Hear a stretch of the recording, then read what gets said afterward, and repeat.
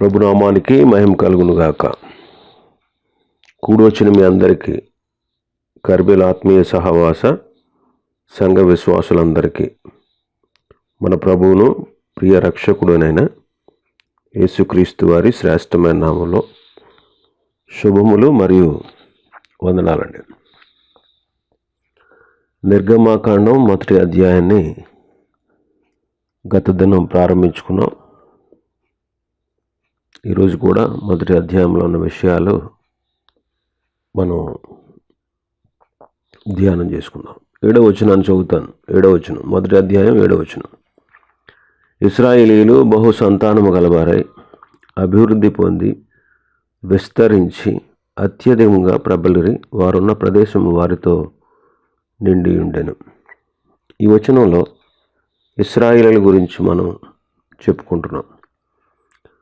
వాళ్ళు బహు సంతానం కలవారు, వాళ్ళు అభివృద్ధి పొందారు, వాళ్ళు విస్తరించారు, వాళ్ళు అత్యధికముగా ప్రబలారు, వారున్న ప్రదేశం వారితో నిండి ఉన్నది. ఈ 5 మాటలు ఈ వచనంలో ఉన్నట్టు మనం చూసాం. గత దినం 2 విషయాల గురించి మనం ధ్యానం చేసుకున్నాం. 2 విషయాలు. మొదటి విషయం, వాళ్ళు బహు సంతానం కలిగి ఉన్నారని. రెండవ విషయం, వాళ్ళు అభివృద్ధి పొందారు అనే విషయాన్ని, ఈ రెండింటిని మనం ధ్యానం చేసుకున్నాం. మూడో మాట విస్తరించుట. మూడో మాట ఏంటి? విస్తరించుట. ఇశ్రాయేలీయులు శ్రమలలో విస్తరించారు. 7వ వచనంలో మనం చూస్తున్న మాట విస్తరించిరి, విస్తరించి. ఇంకా మనం చూస్తే 12వ వచనంలో అయినను ఐగుప్తీయులు వారిని శ్రమ పెట్టిన కొలది వారు విస్తరించి ప్రబలిరి. శ్రమ పెట్టిన కొలది విస్తరించి ప్రబలిరి. 20వ వచనం చూస్తే ఆ జనము విస్తరించి మిక్కిలి ప్రబలెను. విస్తరించుట 3 సార్లు ఈ అధ్యాయంలో మనం చూస్తున్నాం. దేవుని పిల్లలలో విస్తరింపు మనం చూస్తున్నాం. దేవుని పిల్లలు కూడా విస్తరించాలి. దేవుని పిల్లలు కూడా విస్తరించాలి. శ్రమలో, కష్టాలు, బాధల్లో మనం కృంగిపోవాల్సిన అవసరం లేదు. ఇశ్రాయేలీయులు శ్రమల్లో విస్తరించారు. విస్తరించుట అనే పదం పరిశుద్ధ గ్రంథంలో మనం చాలాసార్లు చూస్తాం. తెస్సలోనికీయులకు రాసిన 2వ పత్రిక, తెస్సలోనికీయులకు రాసిన 2వ పత్రిక, మొదటి అధ్యాయం 3వ వచనం. సహోదరులారా, మేము ఎల్లప్పుడూ మిమ్మల్ని గూర్చి దేవునికి కృతజ్ఞతాస్తుతులు చెల్లించుటకు బద్ధులమై ఉన్నాము. ఇది యుక్తమే. ఏలయనగా మీ విశ్వాసము బహుగా అభివృద్ధి పొందుచున్నది. మీ అందరిలో ప్రతివాడును ఎదుటి వాని ఎడల చూపు ప్రేమ విస్తరించుచున్నది. ఇక్కడ తెస్సలోనికే సంఘస్థులు ఎదుటివారి ఎడల చూపు ప్రేమ విస్తరిస్తూ ఉంది అంటున్నాడు.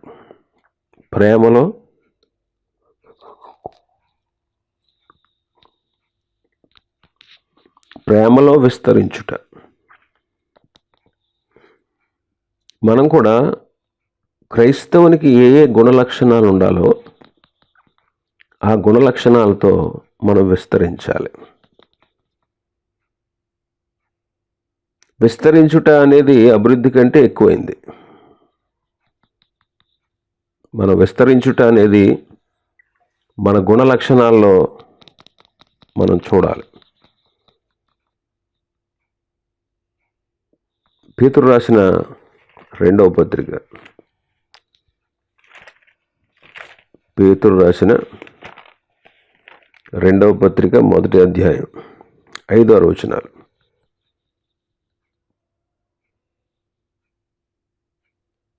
ఐదవ వచనం నుంచి, ఆ హేతు చేతనే మీ మట్టుకు మీరు పూర్ణ జాగ్రత్త గలవారే, విశ్వాసమందు సద్గుణమును, సద్గుణమునందు జ్ఞానమును, జ్ఞానమునందు ఆశానిగ్రహమును, ఆశానిగ్రహమునందు సహనమును, సహనమునందు భక్తిని, భక్తి యందు సహోదర ప్రేమను, సహోదర ప్రేమ యందు దయను అమర్చుకొనుడి. ఇవి మీకు కలిగి విస్తరించిన ఎడల అవి మన ప్రభువైన యేసుక్రీస్తుని గురించిన అనుభవ జ్ఞానం విషయంలో మిమ్మల్ని సోమరులైన నిష్ఫలులైన కాకుండా చేయును. ఇవి మీకు కలిగి విస్తరించిన ఎడల అంటున్నాడు. పైన కొన్ని గుణాలు చెప్పాడు. మనం దేవ స్వభావంలో పాలివారం అవ్వాలి. దేవ స్వభావంలో మనం పాలివారం అవ్వాలంటే దేవుడు మనకి ఇచ్చిన వాగ్దానాలు ఎందు మనం నమ్మిక ఉంచాలి. ఆ వాగ్దానాలు మనల్ని లోకంలో ఉన్న భ్రష్టత్వాన్ని నుంచి తప్పిస్తాయి. ఆ వాగ్దానాలు పొందుకున్నటువంటి మనం పరిపూర్ణ జాగ్రత్త కలిగిన వారమై మన విశ్వాసంలో కొన్ని సుగుణాలని ఏర్పరచుకోవాలి. కాబట్టి విశ్వాసంలో సద్గుణం అన్నాడు, సద్గుణంలో జ్ఞానం, జ్ఞానంలో ఆశానిగ్రహం, ఆశానిగ్రహం అందు సహనం, సహనం అందు భక్తి, భక్తి అందు సహోదర ప్రేమ, సహోదర ప్రేమ యందు దయను అమర్చుకోవాలన్నాడు. ఇవి మీకు కలిగి విస్తరించాలి అంటున్నాడు. ఇలాంటి లక్షణాలన్నీ కలిగి మీరు విస్తరించాలి అంటున్నాడు. కాబట్టి మనం విస్తరించాలి. ఇంకా విస్తరించుట అనేది పరిశుద్ధ గ్రంథంలో సేవా జీవితాన్ని కూడా సూచిస్తూ ఉంది, సంఘ జీవనాన్ని కూడా సూచిస్తూ ఉంది.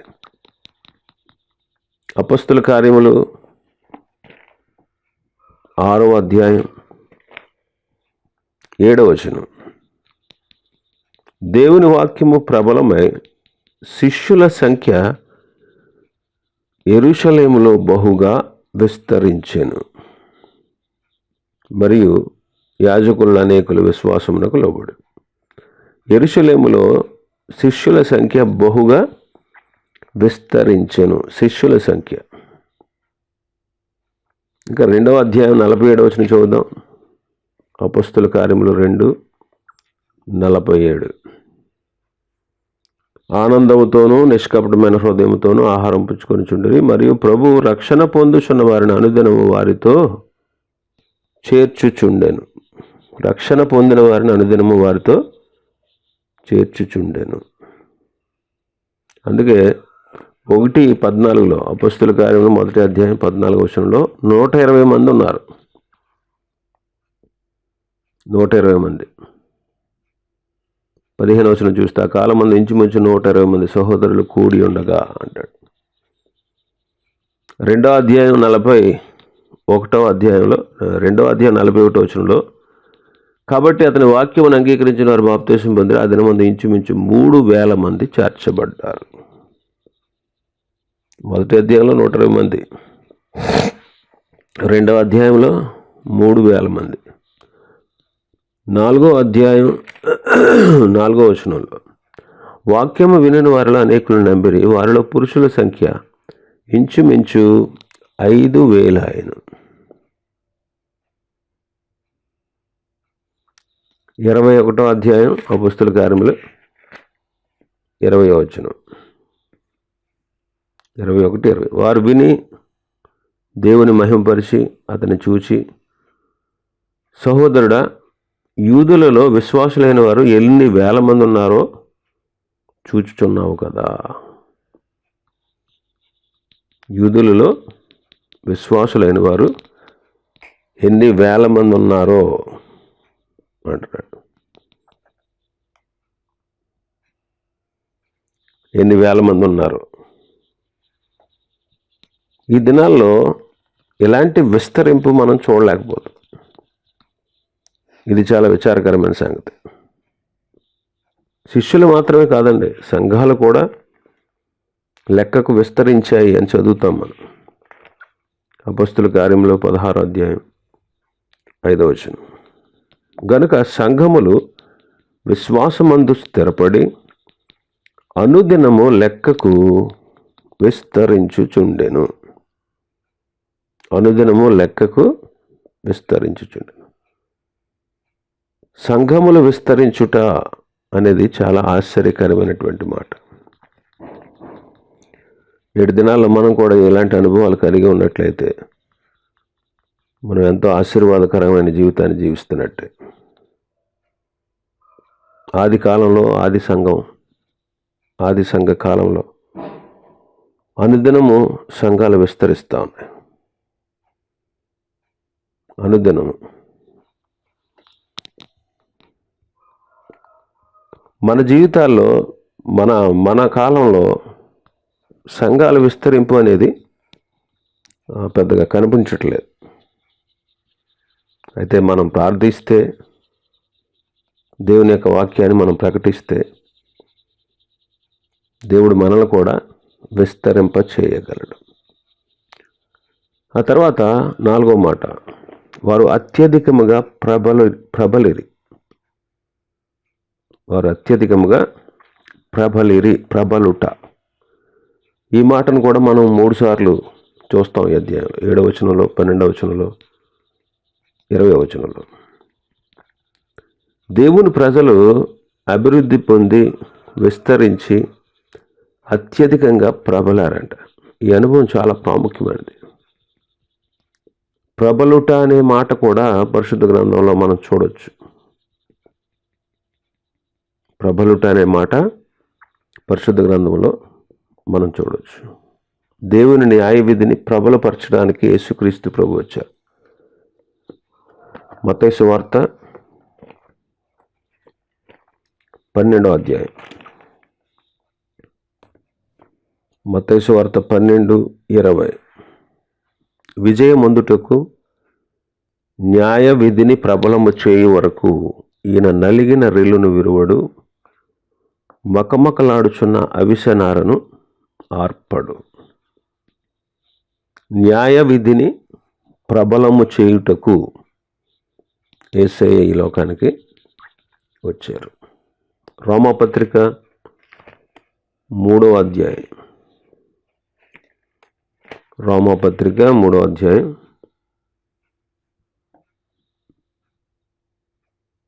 7వ వచనం. 3:7. దేవునికి మహిమ కలుగునట్లు నా అసత్యము వలన దేవుని సత్యము ప్రబలిన ఎడల. దేవుని సత్యము ప్రబలుట అనే మాట చదువుతున్నాం. ఇంకా పరిశుద్ధ గ్రంథంలో దేవుని వాక్యము ప్రబలుట మనం చూస్తాం. ఇందాక చదువుకున్న అపొస్తలుల కార్యములు 6వ అధ్యాయం 7వ వచనంలో దేవుని వాక్యము ప్రబలమై. 12:24లో కూడా మాట ఉంటుంది. అపొస్తలుల కార్యములు 12:24లో కూడా దేవుని వాక్యము ప్రబలమై వ్యాపించుచుండెను. దేవుని వాక్యం ప్రబలమై వ్యాపించుచుండెను. 19వ అధ్యాయం అపొస్తలుల కార్యములు 20వ వచనంలో కూడా మాట ఉంటుంది. ఎంత ప్రభావంతో ప్రభువు వాక్యము ప్రబలమై వ్యాపించెను. ఇక్కడ దేవుని వాక్యము ప్రబలుట మనం చూస్తున్నాం. కాబట్టి దేవుని వాక్యాన్ని ప్రకటించుటలో దేవుని పిల్లలు, దేవుని సేవకులు, పెద్దలు ఎంతో శ్రద్ధగా ఉండాలి, చురుకుగా ఉండాలి, పట్టుదలతో ప్రకటించాలి. అలా చేస్తే దేవుని వాక్యం ప్రబలమై వ్యాపిస్తుంది. తెస్సలోనికి వెళ్ళి సంఘస్థుల గురించి పౌలు గారు అంటారు. తెస్సలోనికి పత్రిక 2వ పత్రిక 3వ అధ్యాయం. తెస్సలోనికీయులకు రాసిన 2వ పత్రిక 3వ అధ్యాయం 1వ వచనం. తుదకు సహోదరులారా, మీలో జరుగుచున్న ప్రకారము ప్రభువు వాక్యము శీఘ్రముగా వ్యాపించి. మీలో జరుగుచున్న ప్రకారముగా ప్రభువు వాక్యము శీఘ్రముగా వ్యాపించి మహిమపరచబడి నిమిత్తం అంటున్నాడు. అంటే తెస్సలోనికెళ్ళి పట్టణస్థుల ద్వారా దేవుని వాక్యం వారి వద్ద నుండి శీఘ్రముగా పరిగెత్తి దేవుణ్ణి మహిమపరిచింది అంటున్నాడు. అపొస్తలుడైన పౌలు గారు కూడా మిక్కిలి ఆశ గలవాడై దేవుని వాక్యాన్ని, దేవుని సువార్తను ప్రకటించిన కారణంగా అత్యధికంగా ప్రబలినట్టు మనం చూస్తాం. రోమాపత్రిక 15వ అధ్యాయం, రోమాపత్రిక 15వ అధ్యాయం 19వ వచనం నుంచి చూద్దాం. 18, 19. ఎలయనగా అన్యజనులు విధేయులగునట్లు వాక్యము చేతను, క్రియ చేతను, గురుతుల బలము చేతను, మహత్కార్యముల బలము చేతను, పరిశుద్ధాత్మ బలము చేతను, క్రీస్తు నా ద్వారా చేయించిన వాటిని గూర్చియే గాని మరి దేనిని గూర్చియో మాట్లాడ తెగింపను. కాబట్టి యెరూషలేం మొదలుకొని చుట్టుపట్ల ఉన్న ప్రదేశములందు ఇల్లూరికి ప్రాంతం వరకు క్రీస్తు సువార్తను సంపూర్ణముగా ప్రకటించి ఉన్నాను. క్రీస్తు సువార్తను సంపూర్ణంగా నేను ప్రకటించాను. యెరూషలేం మొదలుకొని చుట్టుపట్ల ఉన్న ప్రదేశాల్లో క్రీస్తు సువార్తను నేను సంపూర్ణంగా ప్రకటించాను. ఇలాగ దేవుని వాక్యం ప్రబలమై వ్యాపించేటప్పుడు, అత్యధికంగా ప్రబలినప్పుడు అనేకులకు ఆ వాక్యం ఆశీర్వాదకరంగా ఉంటుంది. కాబట్టి ప్రతి సహోదరుడు, ప్రతి సహోదరి బాధ్యత కలిగి దేవుని వాక్యాన్ని ప్రబలపరచాల్సినటువంటి అవసరత ఉంది. దేవుని వాక్యాన్ని ప్రబలపరచాలి, ప్రబలింప చేయాలి. దేవుని న్యాయ విధిని ప్రబలము చేయడానికి యేసయ్య వచ్చారు. దేవుని సత్యం ప్రబలటం మనం చూస్తున్నాం. దేవుని వాక్యాన్ని కూడా మనం విరివిగా ప్రకటించాలి, విరివిగా ప్రకటించాలి. ఆలోచన చేయండి, మన అనుదిన జీవితంలో దేవుని వాక్యం ఎక్కువగా ప్రకటించబడుతూ ఉంటే, దేవుని వాక్యం మన మధ్యలో ఎక్కువగా ప్రకటించబడుతూ ఉంటే అది మన జీవితాలను మారుస్తుంది, మన జీవితాలకు ఎంతో మేలు చేస్తుంది. కాబట్టి దేవుని వాక్యానికి మనం ఎక్కువ సమయాన్ని కేటాయించాలి. వాక్యం నీతో మాట్లాడుతుంది, వాక్యం జీవం కలిగినది. వాక్యానికి మనం ప్రాధాన్యత ఇవ్వాలి. చాలామంది వాక్యం అంటే ఆసక్తి ఉండదు. చాలామంది వాక్యాన్ని వినరు, శ్రద్ధగా వినరు. వింటారు కానీ, వింటున్నట్టు నటిస్తారు కానీ శ్రద్ధగా వినరు. అందుకే ద్వితీయోపదేశకాండంలో ప్రభు ఏం రాయించారు? నీ దేవుడైన యెహోవా వాక్కును శ్రద్ధగా విని. ప్రభు మనతో మాట్లాడుతున్నప్పుడు మనం చాలా శ్రద్ధగా వినాలి, ఆలకించాలి. వింటే విశ్వాసం కలుగుతుంది. వింటే విశ్వాసంలో నీకు ఇంప్రూవ్మెంట్ వస్తుంది. వినాలి. వినుట వలన విశ్వాసము కలుగును. క్రీస్తుని గూర్చిన మాట వల్ల మనకు కలుగుతుంది. కాబట్టి మనం వాక్యాన్ని వినాలి. వాక్యం ఎక్కువగా వింటే, ఎక్కువగా వాక్యం మీద మన ధ్యాస పెడితే మన బ్రతుకులు మారుతాయి, మన జీవన విధానం మారుతుంది. దేవుని వాక్యం మన జీవితం మీద ఎక్కువ ప్రభావితం చేయబడినప్పుడు, ఎక్కువ ప్రభావం చూపించబడినప్పుడు మన జీవితాలు మార్పు కలుగుతుంది. మన ఆలోచన విధానం మారుతుంది, మన బుద్ధి మారుతుంది, మన నడవడిక మారుతుంది, మన ఆలోచన విధానం మారుతుంది. క్రీస్తు స్వరూపంలోకి మనం మెల్లిమెల్లిగా, క్రమక్రమంగా మార్చబడుతూ ఉంటాం. కాబట్టి దేవుని వాక్యము ప్రబలాలి. చాలా సంఘాల్లో దేవుని వాక్యానికి ఎక్కువ ప్రాధాన్యత ఇవ్వరు. పాటలు విశ్వాసులు కూడా ఏదో వాళ్ళకి వచ్చి రానట్టు పాటలు పాడతాకే ఇష్టపడతారు. బయట పాటలు వింటారు కదా, ఆ పాట రాసుకుంటారు, వాళ్ళు వచ్చి ఇక్కడ పాడతారు. అంటే పాడొద్దు అని అంటలేదు నేను, కానీ విశ్వాసులకి పాటలకి టైం ఇవ్వకపోతే ఆ సంఘాల్లో గొడవలు వచ్చేస్తూ ఉంటాయి. అందుకు పాస్టర్ గారు అందరినీ, ఆ సంఘ పాస్టర్ గారు అందరినీ దృష్టిలో పెట్టుకోవాలి కాబట్టి, అందరికీ ఛాన్స్ ఇవ్వాలి కాబట్టి అందరికీ పాట పాడే అవకాశం ఇస్తారు. ఇలా వచ్చిన వాళ్ళు వచ్చినట్టు మైక్ ఇచ్చుకుని పాటలు పాడుకుంటూ పోతే ఓ 10 పాటలు 15 పాటలు అవుతాయి. వాక్యానికి టైం ఉండదు. ఇంకా వాక్యం వినిపించబడుతుంది. అసలు ముఖ్యమైనది ఏంటి? దేవుని వాక్యం కదా. దేవుని వాక్యం ముఖ్యమైనది. దేవుని వాక్యం అది గమనించండి. అసలు మనం ప్రాధాన్యత ఇవ్వాల్సింది దేవుని వాక్యానికి. ఎక్కువ వాక్యం మనం వినాలి, చెప్పాలి, ప్రకటించాలి. వాక్యానికి ఛాన్స్ ఇవ్వాలి, అవకాశం ఇవ్వాలి, ప్రబలాలి వాక్యం. 100 పాటలు పాడినా అక్కడ వాక్యం చెప్పకపోతే అక్కడ వచ్చిన వాళ్ళకి ఏ మేలు కలగదు. వాక్యం ప్రకటించబడాలి. వాక్యానికి ప్రాధాన్యత ఇవ్వాలండి. మనం ఎక్కువ వాక్యానికి ప్రాధాన్యత ఇవ్వాలి. వాక్యం ప్రబలినప్పుడు ప్రజలలో మార్పు కలుగుతుంది. వాక్యం ప్రకటిస్తూ ఉన్నప్పుడు అవిశ్వాసుల్లో కూడా విశ్వాసం పుట్టుకొస్తుంది. కాబట్టి వాక్యానికి ఎక్కువ ప్రాధాన్యత ఇవ్వాలి. ఎక్కువగా వాక్యం ప్రకటించబడాలి. ఆ విషయాన్ని మనం గమనించాలి. వాక్యానికి ఎక్కువ మనం ప్రాధాన్యత ఇవ్వాలి. ఇంకా మనం చూస్తే 5వ మాట, వారున్న ప్రదేశము వారితో నిండి ఉండెను. వారున్న ప్రదేశము వారితో నిండిపోయింది.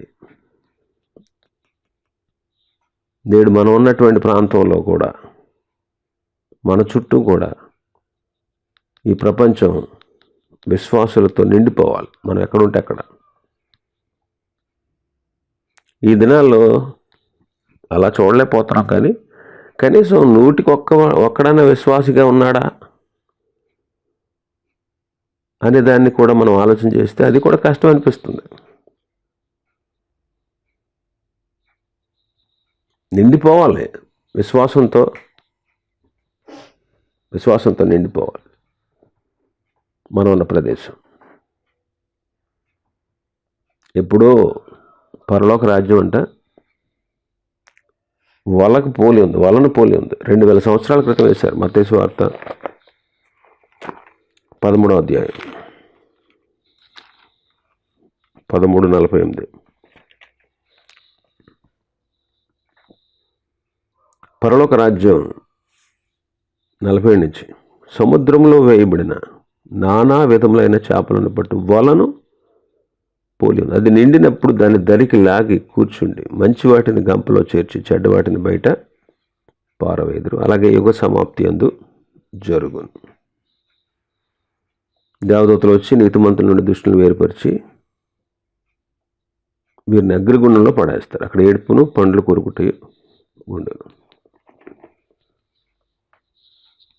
వల ఎప్పుడు వేయబడింది? 2000 సంవత్సరాల క్రితం వేశారు. ఇంకా దరికి లాగలేదు. సువార్త అనే వల వేయబడి ఇప్పటికీ 2000 సంవత్సరాలు అయింది.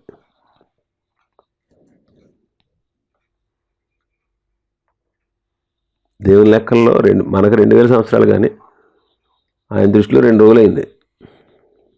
ఎందుకని? ప్రభు దృష్టికి ఒక దినం 1000 సంవత్సరాలలాగా 1000 సంవత్సరాలు గతించిన నిన్నట్లాగా ఉంది అన్నాడు. అంటే ప్రభు దృష్టికి 2 రోజులైంది. ఏంటి? వల వేసి ఇంకా నిండలే. అందుకే నిండితే ఎప్పుడో లాగేసేవాడు ఆయన. నిండలేదు కాబట్టి ఇంకా తండ్రి గుడి పార్శ్వం మీద కూర్చుని ఉన్నాడు. నిండాలి. విశ్వాసులతో నిండాలి.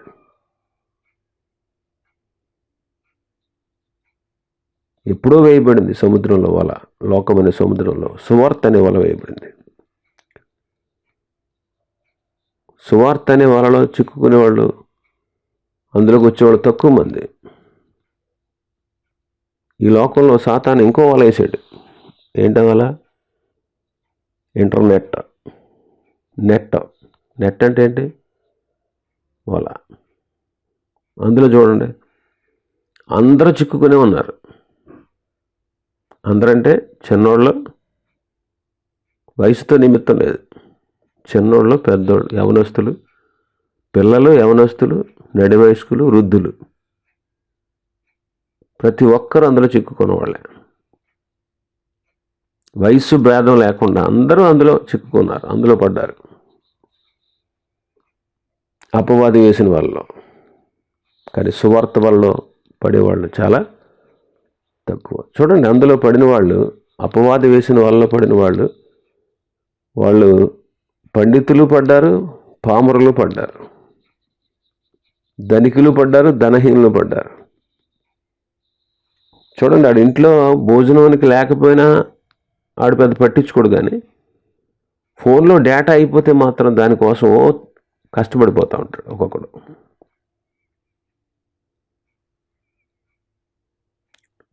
టెన్షన్గా వాడు ఆ డేటా వేయించుకోవడానికి చూస్తాడు, డబ్బులు ఖర్చు పెడతాక చూస్తాడు, కానీ మిగతా విషయాలు పెద్ద పట్టించుకోడు.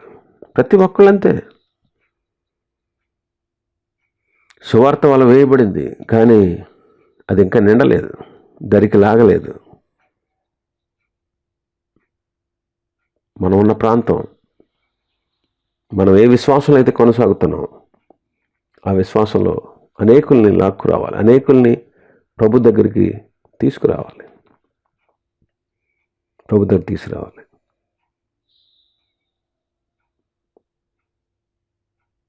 కాబట్టి ఆదాముతో కూడా చెప్తారు కదా ప్రభు. 1వ అధ్యాయం ఆదికాండం 1వ అధ్యాయం 28వ వచనం.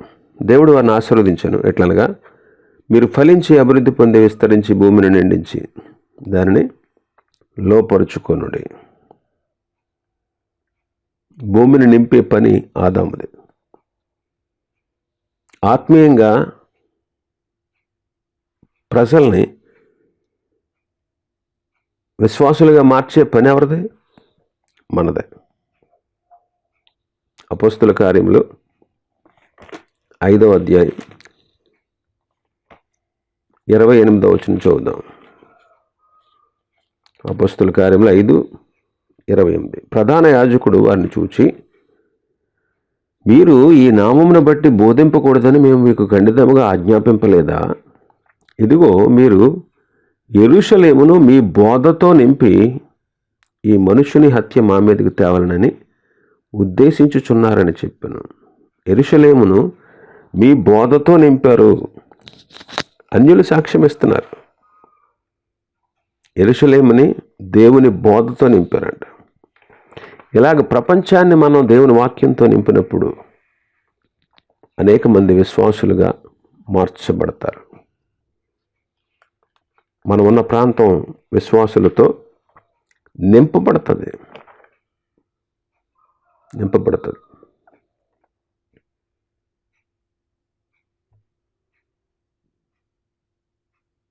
అందుకే మత్తయి సువార్త 24:14 ఏమన్నాడు? యేసు ఏమన్నారు చూడండి, 14వ వచనం. మరియు ఈ రాజ్య సువార్త సకల జనులకు సాక్ష్యార్థమై లోకమందంతటను ప్రకటింపబడును, అటు తరువాత అంతము వచ్చును.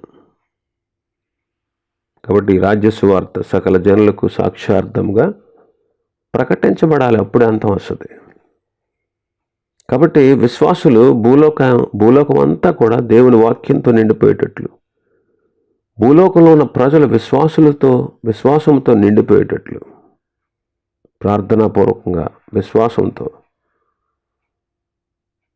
కృషి చేసి, ఒక యాగంలాగా కృషి చేసి పనిచేస్తే అనేక మంది విశ్వాసులుగా మార్చబడగలరు.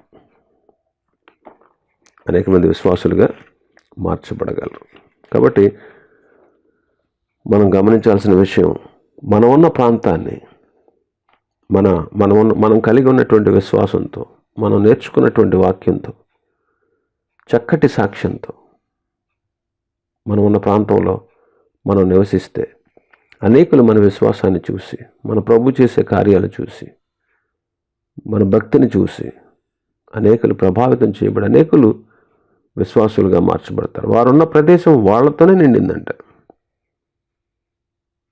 వారున్న ప్రదేశం వారితో, ఆ మాట చాలా విలువైంది. వారున్న ప్రదేశము వేరే వాళ్ళతో నిండలే, వారితో నిండిపోయింది. 7వ వచనంలో, నిర్గమాకాండం 1:7 చదువుతున్నాం ఆఖరి మాట. వారున్న ప్రదేశము వారితో నిండెను, వారితోనే నిండింది. అలాగే మనం ఉన్న ప్రదేశం, మన చుట్టుపక్కల ప్రాంతాలు ప్రభునందు విశ్వాసం ఉంచిన వారి విశ్వాసులతో నిండిపోవాలన్నమాట. ఇంకా మనం చూస్తే 8 నుంచి 14 వరకు, నిర్గమాకాండం 1వ అధ్యాయం 8వ వచనం నుంచి 14వ వచనం వరకు ఇశ్రాయేలీయులు అనుభవించిన శ్రమలను మనం చూస్తున్నాం. ఒకసారి చదువుతాను. నిర్గమాకాండం 1వ అధ్యాయం 8 నుంచి 14 వరకు. అప్పుడు యోసేపును ఎరుగని క్రొత్త రాజు ఐగుప్తును ఏలనారంభించెను. అతడు తన జనులతో ఎట్లనెను, ఇదిగో ఇశ్రాయేలు సంతతి అయిన ఈ జనము మనకంటే విస్తారముగాను బలిష్టముగాను ఉన్నది. వారు విస్తరింపకున్నట్లు మనం వారి ఎడల యుక్తిగా జరిగించుదాము రండి. లేని ఎడల యుద్ధము కలిగినప్పుడు కూడా మన శత్రువులతో చేరి మనకు విరోధముగా యుద్ధము చేసి ఈ దేశముల నుండి వెళ్ళిపోదురేమో అనెను. కాబట్టి వారి మీద పెట్టిన భారములలో వారిని శ్రమ పెట్టుటకు వెట్టి పనులు చేయించే అధికారులను వారి మీద నియమింపగా వారు ఫరో కొరకు ధాన్యాదులను నిల్వ చేయు పీతోము రామశేషు అను పట్టణంలో కట్టిరి. అయినను ఐగుప్తులు వారిని శ్రమ పెట్టిన కొలది వారు విస్తరించి ప్రబలిరి గనుక వారు ఇశ్రాయేలు నీడల అసహ్యపడిరి. ఇశ్రాయేలు చేత ఐగుప్తులు కఠినముగా సేవ చేయించుకునిరి. వారు ఇశ్రాయేలు చేత చేయించుకున్న ప్రతి పని కఠినముగా ఉండను. వారు జగటి మంటి పనిలోను ఇటుకల పనిలోను పొలములో చేయు ప్రతి పనిలోనూ కఠిన సేవ చేయించి వారి ప్రాణములను విసిగించిరి. 8-9 వచనాల్లో యోసేపుని ఎరగని క్రొత్త రాజు ఒకడు పరిపాలిస్తున్నాడు. యోసేపుని ఎరగనటువంటి క్రొత్త రాజు అంటే యోసేపుకు సంబంధం లేదని అర్థమవుతుంది. ఆ రాజుకి యోసేపుకి సంబంధం లేదు. నేటి దినాల్లో సాతానికి మనకి ఎలాంటి సంబంధం ఉండకూడదు. వాడు అంటాడు, ఈ జనులు మనకంటే విస్తారంగా బలిష్టంగా ఉన్నారు, వారు విస్తరింపకుండానట్లు యుక్తిగా జరిగిద్దాం రండి అంటున్నాడు. దేవుని పిల్లలు విస్తరింపకుండా సాతాను యొక్క కుయుక్తిని మనం ఇక్కడ చూస్తున్నాం. ఎప్పుడైనా సరే దేవుని పిల్లలు విస్తరించడం సాతానుకి ఇష్టం ఉండదు. కాబట్టి సాతాను యుక్తితో రకరకాలుగా దేవుని పిల్లలను క్షీణింప చేయడానికి అనేకమైన ప్రయత్నాలు చేస్తూ ఉంటాడు. పరిశుద్ధతలో దేవుని పిల్లలు విస్తరింపకుండా ఆటంకపరుస్తూ ఉంటాడు. అందుకే పౌలు గారు కొరింథీ పత్రికలో తన బాధను వ్యక్తపరుస్తాడు. కొరింథీలకు రాసిన 2వ పత్రిక, కొరింథీలకు రాసిన అపొస్తలుడైన పౌలు కొరింథీలకు రాసిన 2వ పత్రిక 11వ అధ్యాయం 2వ వచనం. దేవాశక్తితో మీడల ఆసక్తి కలిగి ఉన్నాను, ఎందుకనగా పవిత్రురాలని కన్యకగా ఒక్కడే పురుషునికి అనగా క్రీస్తుకు సమర్పింపాలని మిమ్మల్ని ప్రదానం చేసి తిని. కానీ సర్పము తన కుయుక్తి చేత హవ్వను మోసపరిచినట్లు మీ మనసులు చెరపబడి క్రీస్తు ఎడల ఉన్న సరళత నుండి పవిత్రత నుండి ఎట్లయినా తొలగిపోనేమో అని భయపడుచున్నాను. సాతాను తన యుక్తి చేత, తన కుయుక్తి చేత హవ్వను మోసం చేసినట్టు నేను మిమ్మల్ని క్రీస్తుకు సమర్పించాను, క్రీస్తుకు ప్రదానం చేశాను. అయితే ఆనాడు సర్పం కుయుక్తితో హవ్వను మోసగించింది. అలాగే మిమ్మల్ని ఎవరినైనా అపవాది మోసగిస్తాడేమో అని భయపడుతున్నాను అంటాడు. కనుక ఈ విషయంలో మనం చాలా జాగ్రత్తగా ఉండాలి. దేవుని పిల్లలు విస్తరించకుండా ఉండేటట్లు అపవాది ఎన్నో ప్రయత్నాలు చేస్తూ ఉంటాడు. ఇక్కడ చూడండి, దేవుని పిల్లలు విస్తరించకుండా ఫరో పెట్టిన కొన్ని షరతులు చూస్తున్నాం. ఈ ఫరోను ప్రేరేపించిన వాడు సాతానే. వాళ్ళకి అత్యధికమైన శ్రమ పెట్టాడు. 11వ వచనం చూడండి. కాబట్టి వారి మీద పెట్టిన భారములలో వారిని శ్రమ పెట్టుటకు వెట్టి పనులు చేయించే అధికారులు వారి మీద నియమింపగా వారు ఫరోకు ధాన్యాదులు నిల్వ చేయి పీతోము రామశేషు అను పట్టణములను కట్టిరి. వారి మీద పెట్టిన భారాల్లో వారిని శ్రమ పెట్టడానికి వెట్టి పనులు చేయించే అధికారులను వారి మీద నియమించాడంట. పట్టణాలు కట్టడానికి, జగటు మన్నుతో పని చేయించడానికి, ఇటుకల పనిలో కఠినమైన సేవ చేయించడానికి ఆ పని వారిని ఆ వెట్టి పనులు చేసేటువంటి అధికారులను నియమించాడు. ఇది చాలా కఠినమైనది అని మనం చదువుతున్నాం. ఈ పని చాలా కఠినమైనది. కఠినమైన సేవ వాళ్ళతో చేయించుకున్నారు. అందుకే ద్వితీయోపదేశకాండంలో మోషే గారు ఆ ఐగుప్తు దేశాన్ని గురించి ప్రస్తావిస్తూ 4వ అధ్యాయం 20వ వచనం, ద్వితీయోపదేశకాండం 4వ అధ్యాయం 20వ వచనం, యెహోవా మిమ్మును చేపట్టి నేడున్నట్లు మీరు తనకు స్వకీయ జనముగా ఉండుటకై ఐగుప్తు దేశములో నుండి ఆ ఇనుప కొలిమిలో నుండి మిమ్మును రప్పించెను. ఐగుప్తు దేశాన్ని దేంతో పోలుస్తున్నాడు? ఇనుప కొలిమితో పోలుస్తున్నాడు. ఇనుప కొలిమి అని చదువుతున్నాం. ఇలాంటి కఠినమైనటువంటి పని వాళ్ళ చేత చేయించారు. కఠినమైన సేవ చేయించుకున్నారంట. 13వ వచనంలో కఠినంగా సేవ చేయించుకున్నారు.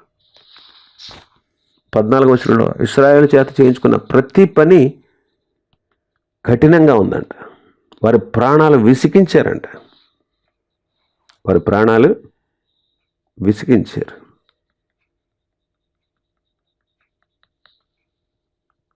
12వ వచనంలో చూస్తే 12వ వచనం చూడండి.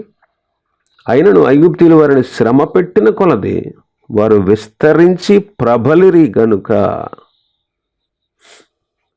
శ్రమ పెట్టిన కొలది వాళ్ళు విస్తరించి ప్రబలారట.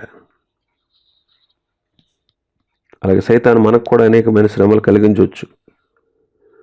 కొన్ని శ్రమలు వ్యక్తిగతంగా వస్తాయి, కొన్ని శ్రమలు కుటుంబపరంగా వస్తాయి, కొన్ని శ్రమలు కుల సంబంధంగా వస్తాయి, కొన్ని శ్రమలు మత సంబంధంగా వస్తాయి, కొన్ని శ్రమలు రాజకీయ పరంగా వస్తాయి. ఇలాంటివన్నీ మనకు తెచ్చిపెడతాడు అపవాది. ఇలాంటివి ఎన్ని వచ్చినా సరే దేవుని పిల్లలు శ్రమల్లో ఎప్పుడు క్షీణించరు.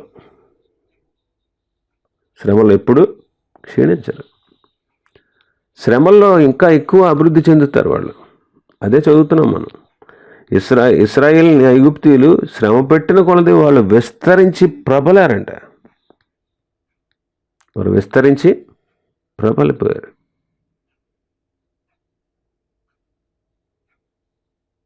దేవుని పిల్లలు ఎన్ని శ్రమల్లో గుండా ప్రయాణించాల్సి వచ్చినా వాళ్ళు ఎప్పుడు కృంగిపోరు, వాళ్ళు ఎప్పుడు క్షీణించరు.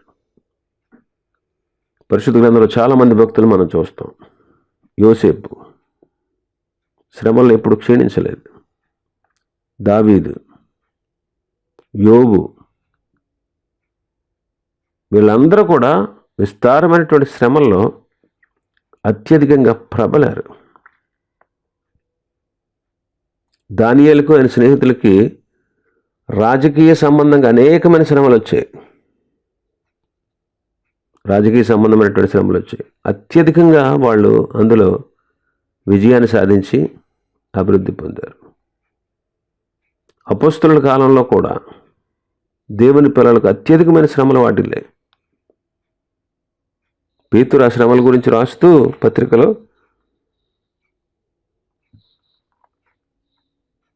మిమ్మల్ని శోధించుటకు మీకు కలుగుచున్న అగ్ని వంటి మహాశ్రమలు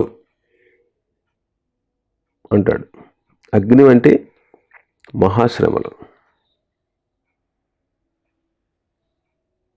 శ్రమల్లో కూడా సంతోషిస్తారు విశ్వాసులు. చూడండి, కొరింథీయులకు రాసిన 2వ పత్రిక 8వ అధ్యాయం.